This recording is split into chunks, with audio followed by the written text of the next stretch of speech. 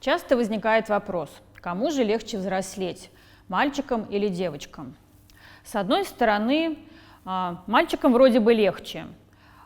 Общество, родители, школа сквозь пальцы смотрят на какие-то шалости, есть какие-то поговорки, связанные с этим. В английском языке есть довольно распространенная фраза «boys will be boys», что означает «ну, мальчики есть мальчики, что с них взять?». С другой стороны, это же общество и особенно группы сверстников предъявляют к мальчикам гораздо более жесткие критерии относительно того, что значит быть нормальным или настоящим мужчиной. Не нужно плакать, не нужно жаловаться, нужно уметь постоять за себя. Важно быть ответственным за свои решения. Важно защитить своих близких. Важно быть сильным, дерзким, умным, ловким. Поэтому в школах многие мальчики, ориентируясь на этот образец нормативной маскулинности, боятся прослыть ботаниками, и поэтому они сознательно занижают свои способности учиться, получают худшие оценки и всячески сдерживают свое желание быть хорошим учеником. Поэтому исследовательница Кристин Гриффин отмечает, что вот такие вот нерадивые мальчики во многих культурах приобрели форму своего рода моральной паники.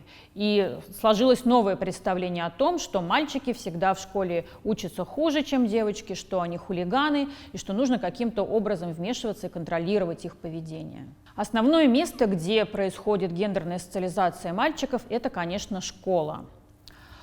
И школа воздействует на формирование представлений о маскулинности и поведении мальчиков через три основные вещи. Это через дисциплину, через учебный план и через спорт. И под учебным планом Рейвен Коннелл, которая много занималась изучением поведения мальчиков в школах, понимает не просто расписание занятий или само название предметов, но и то, каким образом они устроены, каким образом реагируют взрослые учителя на поведение мальчиков, какие замечания делают им на уроках, не связанные напрямую с предметом, но, например, с их характером, с их личными особенностями, каким образом учителя поощряют мальчиков. Например, было довольно распространенное стереотипное представление о том, что мальчики гораздо лучше в математике, в точных науках, а девочки лучше в гуманитарных науках, во всяких искусствах. И учителя обычно являются теми, кто формирует эти стереотипы, кто подбадривает мальчиков: давай, получай хорошие оценки по физике и математике, у тебя это лучше получится. И в то же время не дают девочкам обычно развивать, показывать свои способности в этих предметах. Поэтому Коннелл также отмечает, что именно в школьный период есть определенное давление на маскулинность со стороны сверстников, которые формируют разные иерархии маскулинности. Она считает, что эти иерархии сами по себе уже отдельный вид насилия. И на верхней ступени этой иерархии находятся мальчики, носитель так называемой гегемонной маскулинности, мы ее можем назвать мачо-маскулинность или токсичная маскулинность. Обычно это такая силовая насильственная маскулинность, соответственно, все другие мальчики, которые не вписываются в этот тип, находятся на каких-то других ступенях иерархии. И вообще Коннелл говорит о том, что есть два самых популярных типа подростковой маскулинности в школах.